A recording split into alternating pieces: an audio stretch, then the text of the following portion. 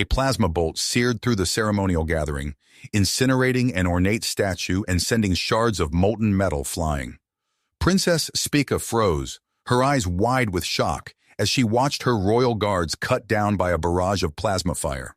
The attackers moved with ruthless precision, their faces concealed behind the plain masks of the serving staff. Spica stood paralyzed, her mind reeling as she tried to comprehend the sudden violence that had shattered the tranquility of the royal gardens. The extremists closed in, their weapons trained on the princess, ready to eliminate the beloved symbol of the Nigean people. In that moment of impending doom, a figure leaped in front of Spica, his body absorbing the deadly plasma bolt meant for her. Sergeant Donald Foster, the human soldier, collapsed to the ground, his chest a smoking ruin. But even as he fell, his hands moved with blinding speed, his own weapon unleashing a storm of retaliatory fire. The assassins crumpled, their lifeless bodies littering the once pristine gardens. Spica stared at Foster in disbelief, her heart pounding as she tried to reconcile the selfless actions of this human with everything she had been taught about his species. As Foster was rushed to the healing chambers, Spica's mind raced with questions. Why would a human sacrifice himself for a Nigean? What secrets lay behind the supposed ruthlessness of humanity? She knew she had to uncover the truth, not only for her own sake, but for the future of both their worlds. For the attack had set in motion a chain of events that threatened to unravel the fragile peace between Nigeans and humans. The Crimson Dawn had struck a blow that reverberated across the planet, stoking the flames of anti-human sentiment. As tensions rose and the specter of war loomed on the horizon, Princess Spica and Sergeant Foster found themselves at the center of a conflict that could determine the fate of two species. The stakes had never been higher, and the path ahead was fraught with danger and uncertainty. In the days following the assassination attempt, Princess Spica found herself consumed by thoughts of Sergeant Donald Foster. The human soldier's selfless act had shaken the very foundations of her beliefs, challenging everything she had been taught about the supposed cruelty and barbarism of his species. As Foster lay recovering in the healing chambers, Spica's curiosity grew into an insatiable need to understand the man who had saved her life. Under the pretense of enhancing security measures, Spica arranged for Foster to be transferred to the royal palace. She entrusted her loyal handmaiden, Lyra, with the task of monitoring the soldier's progress and gathering information about his background. Lyra's reports painted a picture of a man far different from the stereotypical human, a decorated soldier known for his bravery and compassion, a man who had risen from humble beginnings on Earth to become a champion of peace between their worlds. As Spica pored over the details of Foster's life, King Altair grappled with the growing unrest among the Nigean people. The assassination attempt had reignited long-simmering prejudices against humans, threatening to undo years of delicate diplomacy. In a bold move designed to demonstrate his trust in humanity and quell the rising tide of anti-human sentiment, Altair made a shocking announcement. Sergeant Foster would become Princess Spica's personal bodyguard. The decision sent ripples of discontent through the Nigean court. Nobles like Lord Rigel openly objected to the appointment of a human to such a sensitive position. Behind closed doors, Rigel seethed with resentment, seeing Foster as an obstacle to his own ambitions. As a secret sympathizer of the Crimson Dawn, Rigel began to plot against the human soldier, determined to undermine his newfound status. For Spica, however, Foster's appointment presented an opportunity she had scarcely dared to hope for. As he assumed his duties, the princess engaged him in conversation at every turn, eager to learn more about the world he came from and the experiences that had shaped him. At first, Foster remained guarded, his responses carefully measured and his demeanor professional. But as the days passed, he began to open up, sharing stories of his childhood on Earth and his dreams of a future where humans and Nigeans could coexist in harmony. Through these exchanges, a tentative bond began to form between the princess and her protector. Spica found herself drawn to Foster's quiet strength and unwavering integrity, while Foster marveled at the princess's keen intellect and compassionate heart. Their growing connection did not go unnoticed by the watchful eyes of the court, and whispers began to circulate about the inappropriate nature of their relationship. Lord Rigel seized upon these rumors, fanning the flames of discontent among the Nigean nobility. He painted Foster as a corrupting influence, a human interloper who threatened to undermine the very fabric of their society. As tensions mounted and anti-human sentiment reached a fever pitch, Spica and Foster found themselves at the center of a maelstrom, their every interaction scrutinized and their motives called into question. Yet even as the world around them threatened to tear them apart, the princess and the soldier clung to the fragile trust they had built. They knew that their bond represented something greater than themselves, a chance to bridge the divide between their species and forge a path towards lasting peace. Together, they would have to navigate the treacherous waters of Nigean politics and confront the prejudices that threatened to destroy everything they held dear. The stage was set for a battle not just for their own lives, but for the very soul of their worlds. And at the heart of it all, two unlikely allies, bound by fate and united by a shared hope for a better future. As the sun cast its golden rays across the royal gardens, Princess Spica found herself once again in the company of Sergeant Donald Foster. The human soldier moved with fluid grace, his eyes constantly scanning their surroundings as they walked along the winding paths. "Tell me about Earth," Spica said, breaking the comfortable silence between them. "What was it like growing up there?" Foster's gaze softened as he considered her question. "It's a world of contrasts, Your Highness. Bustling cities and untamed wilderness, advanced technology and ancient traditions." He described towering skyscrapers that pierced the clouds, vast oceans teeming with life, and the vibrant tapestry of cultures that called Earth home. Spica listened, enraptured, as Foster painted a picture of a world far more complex and nuanced than she had ever imagined. "And what of your childhood?" she asked, her curiosity piqued. Foster's lips curved into a wry smile. "I grew up in a small farming community. My parents were scientists studying sustainable agriculture. We didn't have much, but we had each other." As they continued their walk, Spica found herself sharing her own experiences. She spoke of the weight of expectation that came with her royal title, the constant scrutiny, and the loneliness that often accompanied her position. "It must be difficult," Foster said, his voice imbued with genuine empathy. Spica nodded, surprised by the ease with which she could confide in him. "It is, but it's my duty, and I wouldn't trade it for anything." Their conversation was interrupted by the arrival of Lyra, Spica's handmaiden. Her eyes darted between the princess and the sergeant, a knowing look on her face. "Your Highness, your presence is requested in the throne room," Lyra announced, her voice low. As they made their way back to the palace, neither Spica nor Foster noticed the shadowy figure of Lord Rigel watching from a nearby balcony. His eyes narrowed with suspicion. The following days brought a series of harrowing incidents that tested Foster's skills and perseverance. At a state banquet, his enhanced senses detected the faint odor of a rare Nigean poison in Spica's goblet. With lightning-fast reflexes, he knocked the cup from her hand, the poisoned wine spilling across the marble floor. Chaos erupted in the banquet hall, but Foster's calm demeanor and quick thinking prevented widespread panic. As he ushered Spica to safety, their eyes met, an unspoken understanding passing between them. Barely a week later, Foster awoke to the acrid smell of smoke. The royal palace was ablaze, flames licking at the ornate tapestries and ancient stonework. Without hesitation, he raced towards Spica's chambers, his heart pounding in his chest. He found her trapped behind a wall of fire, coughing and disoriented. Foster's training kicked in as he navigated the inferno, scooping the princess into his arms and carrying her to safety. As they stood in the courtyard, watching the palace staff battle the blaze, Spica turned to Foster. "You saved my life. Again." Foster met her gaze, his expression solemn. "It's my duty, Your Highness." But they both knew it was more than that. In the face of danger, a bond had formed between them, transcending their roles and the boundaries of their species. In the days that followed, Spica and Foster found themselves drawn to each other, seeking out moments of quiet conversation away from prying eyes. Lyra became their confidant, arranging secret meetings in forgotten corners of the palace gardens.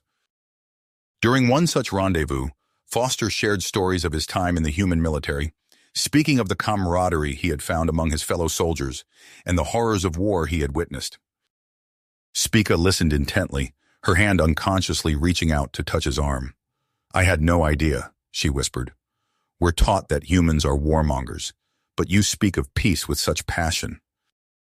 Foster's eyes met hers, a sad smile on his lips. "Many of us dream of a day when our peoples can live in harmony. Perhaps it's not so impossible after all." Their moment of connection was shattered by the sound of approaching footsteps. They sprang apart, but not before Lord Rigel emerged from behind a nearby hedge, his face twisted in a triumphant sneer. "Well, well," he drawled, his eyes gleaming with malice. "What have we here? Our beloved princess consorting with a human? How fascinating." As Rigel turned on his heel and strode away, Spica and Foster exchanged worried glances. The fragile trust they had built now hung in the balance, threatened by the machinations of those who sought to keep their worlds divided. Lord Rigel's revelation sent shockwaves through the royal court. King Altair, his face etched with lines of worry, summoned Foster to a private audience chamber. "Sergeant," Altair's voice was grave, "your actions have jeopardized years of delicate diplomacy." Foster stood at attention, his heart made. "Your Majesty, Altair raised a hand, silencing him. "I understand your intentions were noble, but the optics of this situation are problematic." The king's public reprimand echoed through the palace halls, fueling the already simmering tensions. Within days, anti-human protests erupted in the capital's streets. Foster watched from a palace window as angry mobs burned human effigies and chanted xenophobic slogans. Lyra appeared at his side, her eyes filled with concern. "It's getting worse," she whispered. "Lord Rigel's been giving inflammatory speeches in the city square." Foster's fists clenched at his sides. "He's manipulating the situation." Before he could elaborate, an explosion rocked the building. Alarms blared as smoke billowed from the east wing. Foster sprinted towards the source, his heart racing. He found chaos, shattered glass, crumbling stonework, and the acrid stench of burning circuitry. "The human compound," a palace guard gasped, pointing. "It's under attack." Foster charged towards the scene, dodging debris and panicked staff. He arrived to find the human delegation's living quarters engulfed in flames. With grim efficiency, he helped coordinate evacuation efforts, pulling injured diplomats to safety. As the fires were brought under control, King Altair surveyed the destruction. His expression was grim as he turned to Foster. "I'm sorry, Sergeant, but I have no choice. For everyone's safety, I must withdraw the human peacekeepers from the capital." Foster felt a weight settle in his chest, but he nodded, understanding the king's position. Later that evening, Princess Spica burst into Foster's temporary quarters, her eyes wild with worry. "Donald, you can't leave. It's not safe." He looked at her, his determination wavering. "Your Highness, Please," she implored, grabbing his hand. "I'll speak to my father. You must stay as my bodyguard." King Altair reluctantly agreed, but his conditions were clear. Foster was to maintain strict professionalism and avoid any hint of impropriety. In the weeks that followed, Foster and Spica were forced to conceal their growing bond. They met in secret, often under the cover of darkness, in forgotten corners of the palace gardens. During these clandestine meetings, they spoke of their hopes for peace between their peoples. "There has to be a way to bridge this divide," Spica whispered one night, her fingers intertwined with Foster's. He nodded, his voice low. "We'll find it, together." But outside the palace walls, the situation deteriorated rapidly. Lord Rigel's influence grew, his rhetoric becoming increasingly venomous. Food shortages plagued the city as supply lines were mysteriously disrupted. Fabricated images of human atrocities circulated through the population, stoking the fires of hatred. The Crimson Dawn extremists seized upon the chaos, launching bolder attacks.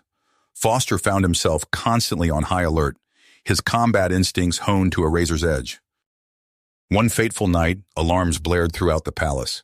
Foster sprinted to Spica's chambers, his heart pounding.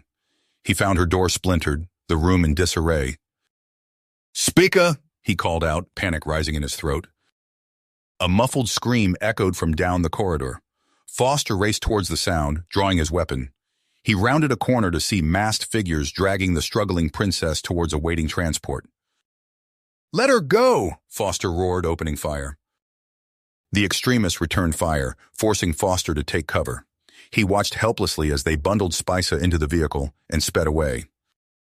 Without hesitation, Foster commandeered a palace speeder. He ignored the shouts of protest from the guards as he rocketed after the kidnappers. The chase led him out of the city and into the treacherous Calran wastelands. As Foster navigated the alien terrain, his mind raced. He knew Spica's life hung in the balance. The bond they shared, forged in secrecy and strengthened by adversity, drove him forward. He would find her, no matter the consequences. The hostile landscape of the Calran wastelands stretched before him, a maze of twisted rock formations and shifting sand dunes. Somewhere in this desolate expanse, the woman he had sworn to protect and had grown to care for deeply awaited rescue. Foster gritted his teeth, pushing the speeder to its limits. The future of two worlds might hinge on what happened next, but in that moment, only one thought consumed him: find Spica. Foster raced across the Calran wastelands, the stolen speeder kicking up plumes of ash-gray dust. His eyes scanned the horizon, searching for any sign of Spica's kidnappers. The barren landscape stretched endlessly, broken only by jagged rock formations that cast long shadows in the fading light. A distant explosion rocked the ground, sending tremors through the speeder's frame. Foster's grip tightened on the controls as he veered towards the source. Cresting a dune, he spotted a plume of smoke rising from a crashed transport. His heart leapt into his throat as he recognized the vehicle that had taken Spica. Bringing the speeder to a halt, Foster approached cautiously, weapon drawn. Bodies lay strewn across the ground, Crimson Dawn extremists, their masks now caked with blood and grit. But Spica was nowhere to be seen. A weak cough drew his attention. One of the kidnappers stirred, reaching for a fallen weapon. Foster kicked it away, then hauled the man up by his collar. "Where is she?" he growled. The kidnapper's laughter dissolved into a wet, hacking cough. "You're too late, human. Lord Rigel's already won." Before Foster could press further, the man's eyes rolled back, and he went limp. Cursing, Foster dropped the body and scanned the area. Fresh tracks led away from the crash site, heading deeper into the wasteland. A distant scream pierced the air. Foster's blood ran cold as he recognized Spica's voice. Without hesitation, he sprinted towards the sound, his enhanced physiology pushing his body to its limits. He found her cornered against a cliff face, fending off the remaining kidnappers with a piece of twisted metal. Her royal gown was torn and stained, but her eyes blazed with defiance. Foster didn't hesitate. He charged into the fray, his combat training taking over. In a blur of precise strikes and well-aimed shots, he incapacitated the attackers. As the last one fell, he turned to Spica, his chest heaving. "Are you all right?" he asked, reaching out to steady her. She nodded, her composure cracking for a moment as she gripped his arm. "Donald, we can't go back. Rigel, he's behind everything. The attacks, the unrest. All of it." Foster's expression resolute. "I suspected as much. But why?" "He wants war," Spica said, her voice barely above a whisper. "He believes conflict with humanity is inevitable, so he's manufacturing a reason to strike first." A distant rumble drew their attention back to the capital. Even from this distance, they could see pillars of smoke rising above the skyline. The city was in chaos. "We need to get you to safety," Foster said, already scanning for threats. Spica shook her head. "No, we need proof. Something to expose Rigel's treachery." Their eyes met, an unspoken understanding passing between them. They both knew what had to be done, even if it meant venturing into even greater danger. "The human enclave to the north," Foster said. "If we can make it there, we might find allies to help us uncover the truth." Spica nodded, her expression resolute. "Then that's where we'll go." As they made their way back to the speeder, the first hints of a dust storm gathered on the horizon. Foster knew the journey ahead would push them both to their limits, but as he helped Spica onto the vehicle, he felt a surge of tenacity. They sped off into the gathering gloom, leaving behind the smoldering remains of Spica's old life. The Calran wastelands stretched before them, a vast and unforgiving expanse filled with unknown perils. But for now, they had a heading, a purpose, and each other. The speeder disappeared into the growing storm, two figures huddled together against the howling wind. Their flight into the wilderness had begun, and with it, a desperate race to save both their worlds from the machinations of those who would see them torn apart.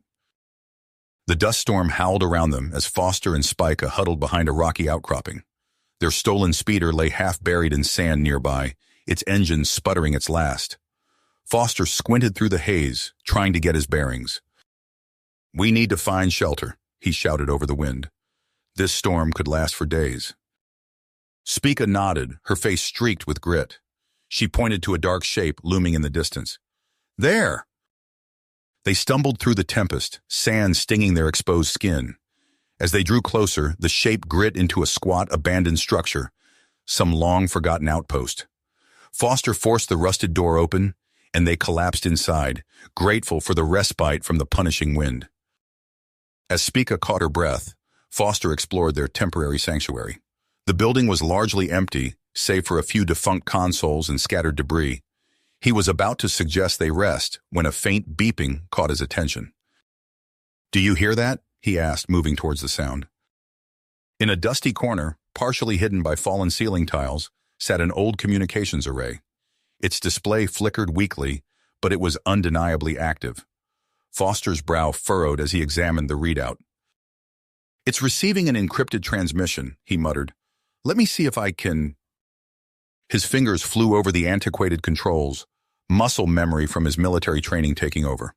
The screen flashed, and suddenly a stream of data filled the display. Foster's eyes widened as he deciphered the message. "Spica," he called, his voice tight, "you need to see this." She hurried to his side, peering at the screen. "What is it?" "Coordinates, deployment schedules. It's— Oh, God." Foster's face paled. "It's a plan for a bioweapon attack against humanity." Spica gasped, her hand flying to her mouth. "No, it can't be." "It's all here," Foster said grimly.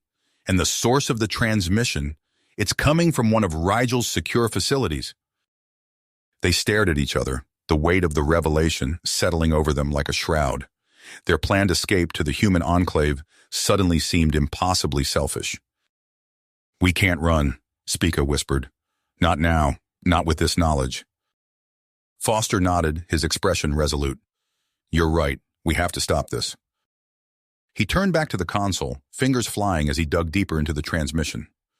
"The virus is being held at a research facility in the Drakan Mountains. They're planning to release it within days."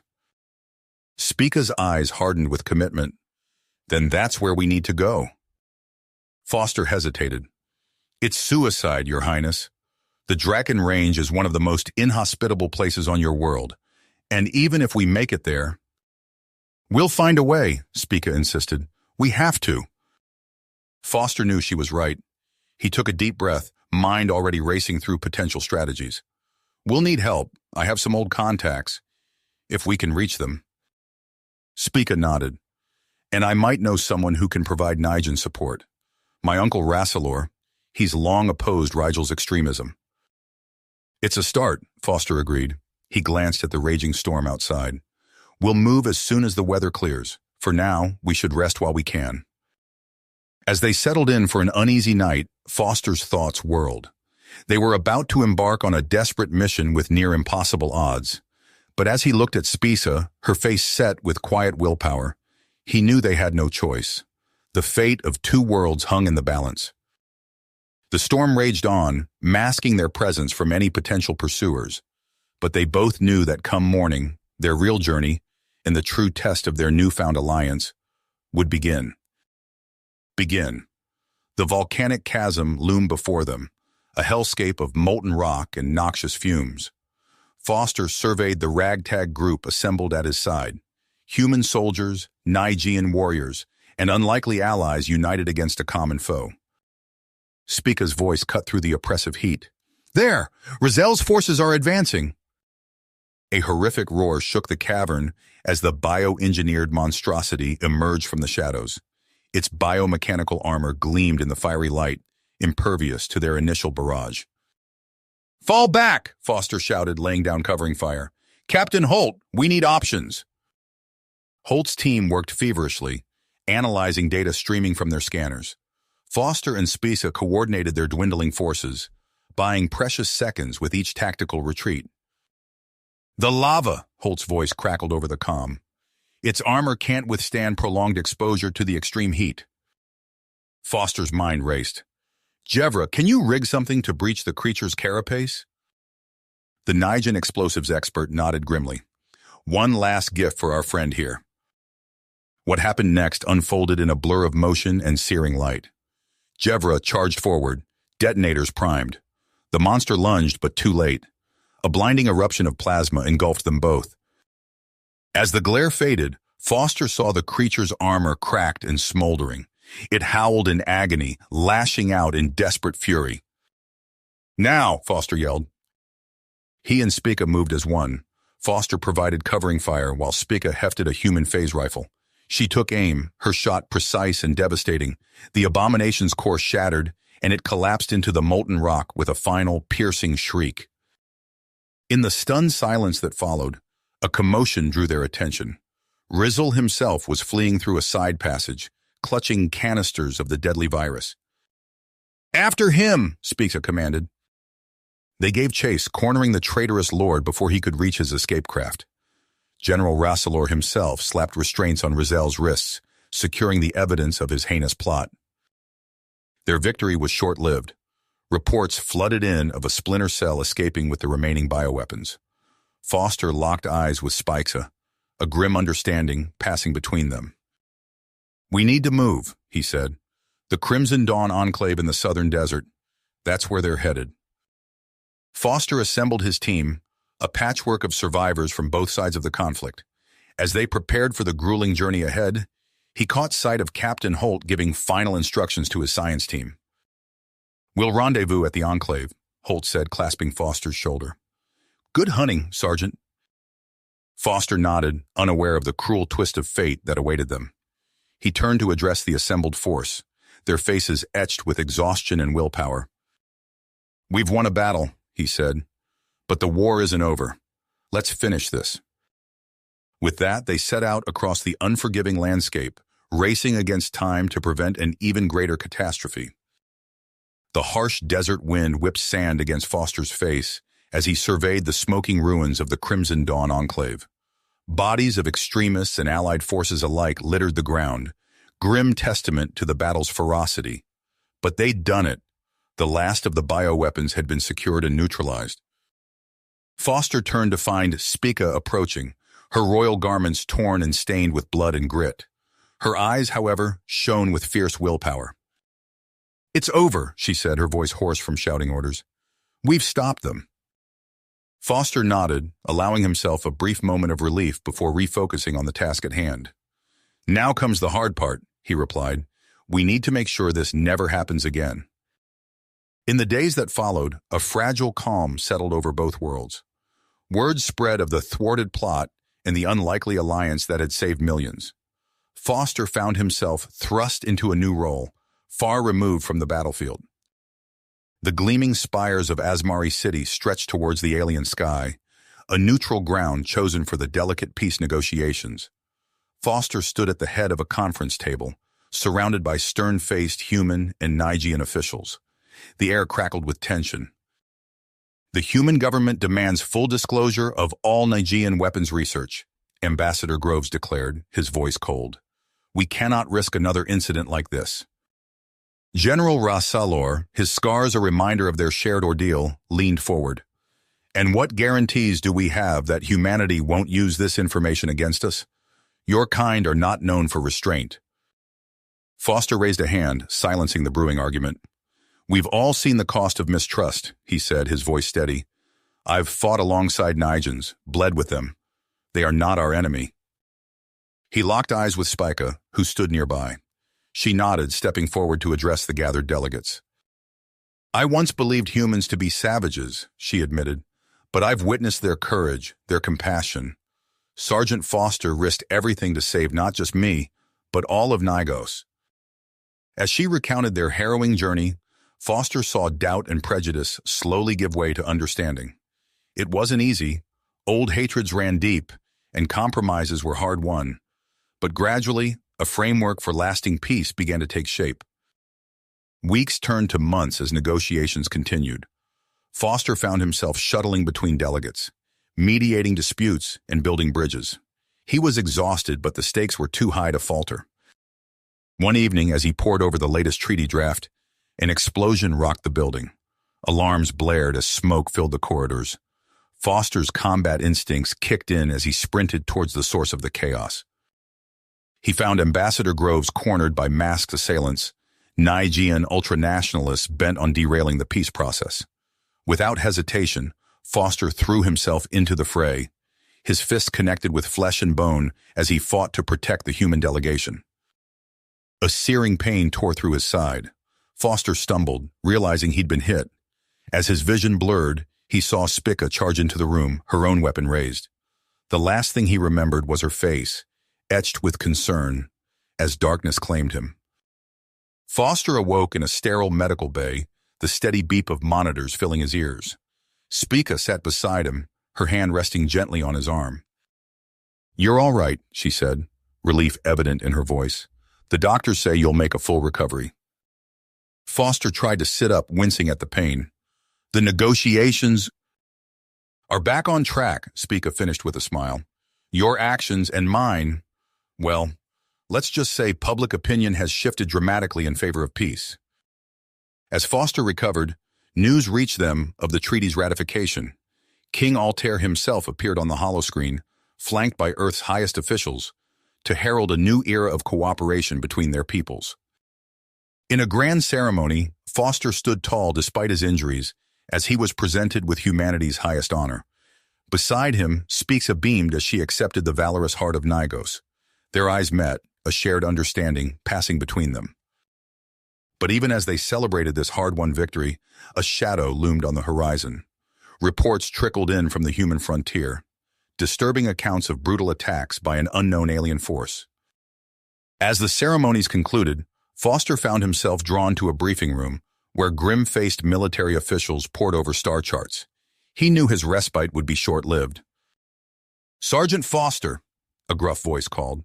He turned to see Admiral Chen, her expression grave. "We need you for a crucial mission. How soon can you be ready to ship out?" Foster glanced at Spica, seeing the concern in her eyes. He squared his shoulders, feeling the familiar weight of duty settle upon him once more. "Give me 48 hours, Admiral," he replied. "I'll be ready." Foster's eyes darted between Admiral Chen and the star chart spread across the briefing room table. The holographic display flickered, casting an eerie glow on the faces of the grim-faced officers gathered around. "48 hours won't cut it, Sergeant," Chen said, her voice tight. "We need you on a transport in 6. The situation's deteriorating faster than we anticipated." Foster nodded, adrenaline already coursing through his veins.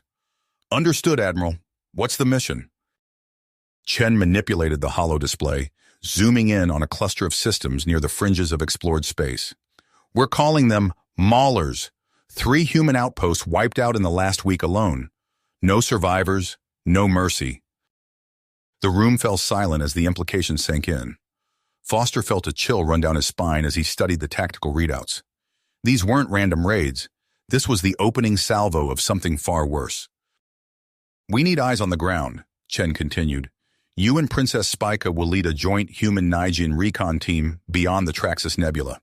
There's a derelict station out there we believe the Maulers used as a forward base. If we can access their data cores, we might have a chance of stopping whatever's coming next," Foster finished. Chen's eyes hardened. "Exactly. You'll be commanding the Reliant. She's been retrofitted for deep space operations. Volunteer crew only. This is as black as it gets." Foster straightened, his mind already racing through mission parameters. "When do we brief the Nigeans?" "Now?" The Admiral gestured towards the door as it slid open.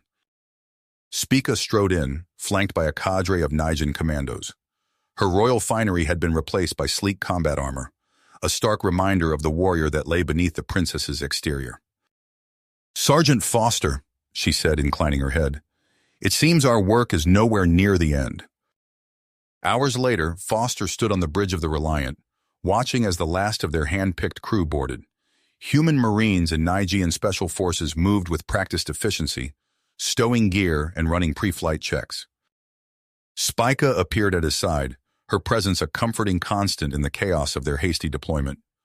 "The Maulers," she said quietly. "What do we know about them?" Foster shook his head. "Not enough, but if the Admiral's right, we're looking at the vanguard of a full-scale invasion." The Reliant shuddered as her engines roared to life. Foster gripped the command rail, his mind focused. As they accelerated away from the shipyards, he caught sight of Earth receding in the view screen, a blue jewel shrinking into the void. "I hope we're wrong," Spica murmured. Foster met her gaze, seeing his own mix of fear and determination mirrored in her eyes. "So do I, but if we're not, we need to be ready." The ship lurched as it entered slipspace, hurtling them towards the unknown. Foster issued a series of crisp orders, setting their course for the lawless frontier that lay ahead. Whatever terrors awaited them in the depths of uncharted space, he knew one thing for certain: the fate of two worlds now rested on their shoulders. As the Reliant plunged deeper into the darkness between the stars, Foster could only hope they'd find the answers they sought before it was too late. The Reliant shuddered as it emerged from slipspace, alarms blaring throughout the vessel. Foster gripped the command rail, his fingers tightening as the view screen filled with the terrifying sight of a Mauler flotilla bearing down on them. "Evasive maneuvers," he barked. "All power to shields." The ship lurched violently as it dodged streams of searing energy. Spica coordinated the counterattack, her voice steady as she directed their meager defenses. For agonizing minutes, the Reliant danced on the edge of annihilation.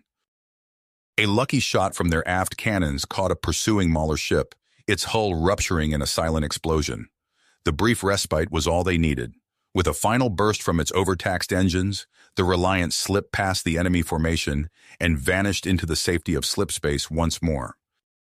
Hours later, Foster stood before the assembled task force leadership, his face gaunt with exhaustion. The hollow display behind him showed the grim reality they faced. A Mauler armada of unprecedented size, poised to strike at the heart of Allied space. "We have no choice," Foster said, his voice hoarse. "We need every ship, every soldier we can muster. This is no longer about our past grievances. It's about survival." Spica stepped forward, her royal bearing lending weight to her words. "I've seen what these monsters are capable of. If we don't stand united, both our peoples will fall." Their impassioned pleas met resistance. Human and Nigean officials alike balked at the notion of full cooperation. Old prejudices die hard. "And we're to trust the word of a human?" sneered a Nigean admiral. "How do we know this isn't some elaborate ruse?" The room erupted into angry shouts. Foster's face hardened, frustration threatening to boil over. It was Spica who silenced them, her voice cutting through the chaos like a knife. "Enough!" she commanded. With a gesture, she activated a holovid recovered from the Mauler base. The chamber fell deathly quiet as the gruesome footage played out. Entire worlds reduced to ash, civilians butchered without mercy. When it ended, the silence was deafening. "This," Spica said softly, "is what awaits us all if we don't act now." In the days that followed, a feverish energy gripped both human and Nigean worlds. Shipyards worked around the clock, churning out vessels of war. Training grounds swelled with new recruits, desperate to defend their homes. Foster found himself at the heart of it all, coordinating joint operations and breaking down centuries of mistrust. He worked tirelessly, pushing himself to the brink of collapse. It was Spica who finally forced him to rest, all but dragging him to his quarters. "You're no good to anyone if you work yourself to death," she chided. Foster sank onto his bunk, the weight of responsibility crushing down on him. "If we fail—" "We won't," Spica interrupted, her hand on his shoulder. "But we need you at your best." A proximity alert shattered the moment. Foster was on his feet in an instant, racing to the bridge. His blood ran cold as he saw the tactical display. "They're here," he whispered. The Mauler vanguard had arrived. As klaxons wailed and crews scrambled to battle stations, Foster shared a look with Spica. No words were needed. Whatever came next, they would face it together. You have reached the end of the story. If you enjoyed this story and want to support us, please leave a like and subscribe to our channel, and for every comment that says 88, I will heart every single one of them. Thank you for your time.